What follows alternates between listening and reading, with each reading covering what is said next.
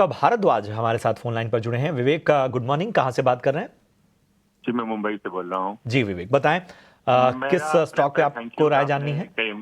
हाँ, टाटा पावर है, एक रतन पावर भी करके है, दो कंपनी का है।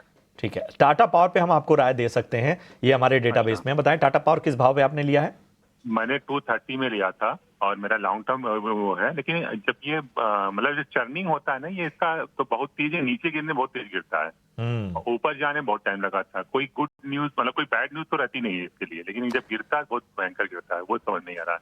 ठीक है, पहले तो लेकिन आप बधाई स्वीकार कीजिए, क्योंकि जिस भाव पे आपने 230 के भाव पे लिया है और स्टॉक्स की संख्या भी आपने अच्छी ली है, तो इसलिए यहाँ पर मुनाफा होता हुआ। हमें बता दें कि कितना समय और देना चाहते हैं आप? हम देने का 5 साल दे दें, 2 साल दे दें, हमें मतलब हमने इन्वेस्टमेंट ले रखा हुआ है।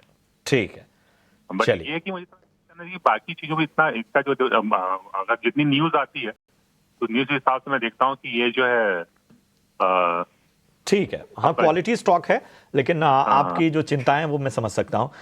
राजेश, मैं आपके पास आना चाहता हूँ। अच्छे फायदे में हैं, लेकिन एक जो इनकी चिंता है कि जिस तेजी से ऊपर नहीं जाता है, उससे डबल तेजी से नीचे ये स्टॉक आ जाता है। और आज भी यह देखिए कि 4.25% की गिरावट यहाँ पर देखने को मिल रही है। लॉन्ग टर्म जो है वो नजरिया है इनका, लेकिन बताइए क्या रणनीति रखनी चाहिए? देखिए, टाटा पावर को अगर आप देखें तो एक आउट परफॉर्मिंग काउंटर है एंड जनरली थोड़ा स्लो मूव होता है। तो जनरली जब देखते हैं गेन्स, तो गेन्स थोड़े स्लो आते हैं।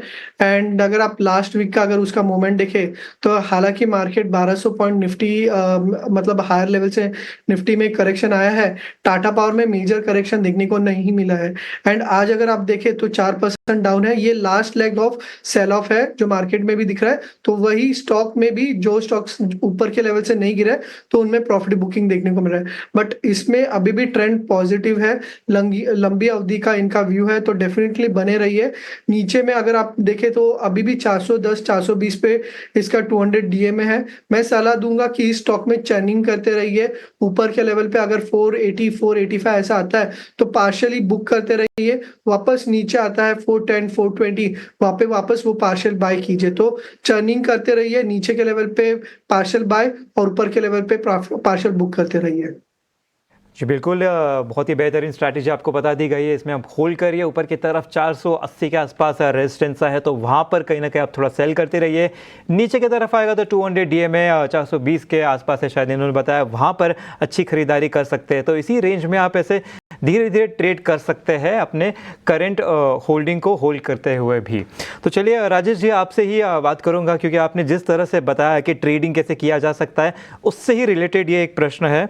दरअसल ये तारा चंद्र जी का सवाल है, भारत डायनेमिक्स पर इनकी खरीदारी है, कुछ 1530 से ये होल्ड कर रहे हैं। अगर यहाँ पे हम चार्ट में भी देखें तो वहाँ से स्टॉक काफ़ी नीचे की तरफ गिर चुका है। अगर यहाँ पे हम देख रहे हैं करीबन 30% नीचे की तरफ गिर चुका है। हालांकि एक डिफेंस स्टॉक है, काफ़ी स्ट्रॉन्ग लोग इसमें खरीदारी करके होल्ड करके रखते। 2024 में देखा जाए तो स्टॉक ने काफ़ी अच्छा अपमूव दिया था, पहले तो कुछ 100% से भी ज़्यादा का, लेकिन ऊपर से इतनी बिकवाली आई है कि अगर 2024 का ही रिटर्न देखें तो कुछ 20-25% का ही रह गया है। तो यहाँ पर एक टारगेट पर निकलने की काफ़ी एक इम्पोर्टेंस नज़र आती है। तो जैसे कि ये सेगमेंट पे हम स्टॉक स्पेसिफिक और कुछ टर्म रिलेटेड भी चीज़ें सॉल्व करते हैं, तो यहाँ पर आप बता दीजिए कि टारगेट्स पर निकलना कितना इंपॉर्टेंट होता है, और साथ ही साथ इनको भी राय दे दीजिए कि नीचे की तरफ स्टॉप लॉस कहाँ रखा जाए। देखिए, जब भी स्टॉक में अगर आपको अच्छा रिटर्न्स मिले तो उसके बाद ट्रेल स्टॉप लॉस करता रहना चाहिए, कि एक लेवल आपको ध्यान में रखना चाहिए कि कहाँ पे आएगा तो एक शॉर्ट टर्म ट्रेंड जो है वो नेगेटिव हो जाएगा एंड उसके बाद हमें एग्जिट करना चाहिए। अगर आप बीडीएल का चार्ट देखें तो मई मंथ में काफी एक अच्छा रैली आया था बीडीएल में, और वहां से 1000 लेवल से विद इन अ मंथ वो 1600 के लेवल्स तक गया था। ये बिफोर स्प्लिट के प्राइस है, बिफोर स्प्लिट। उसके बाद स्टॉक जो है स्प्लिट हुआ था एंड स्प्लिट होने के बाद 1700 लेवल से वापस ये 1000 के लेवल्स के आसपास 1100 के नीचे आ गया है। अभी जहां पे मई मंथ में रैली स्टार्ट हुई थी उस लेवल्स पे वापस आ गया है।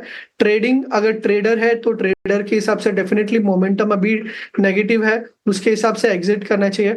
बट अगर लॉन्ग टर्म इन्वेस्टर है तो मई मंथ में जो शानदार रैली आई थी उस रैली के ओरिजिन पॉइंट पे आ गया है, तो 1000 लेवल्स पे सपोर्ट है, उस सपोर्ट का स्टॉप लॉस रखे अगर लॉन्ग टर्म इन्वेस्टर है तो बने रह सकता है, but as a trader exit करना चाहिए। जी बिल्कुल, अगर एज अ ट्रेडर हो तो आपको एग्जिट करना चाहिए। थोड़े लंबे समय के लिए आप होल्ड करना चाहते हैं तो 1000 रुपये का अच्छा सपोर्ट है, उसके नीचे आप स्टॉप लॉस रख सकते हैं। चलिए इसी के साथ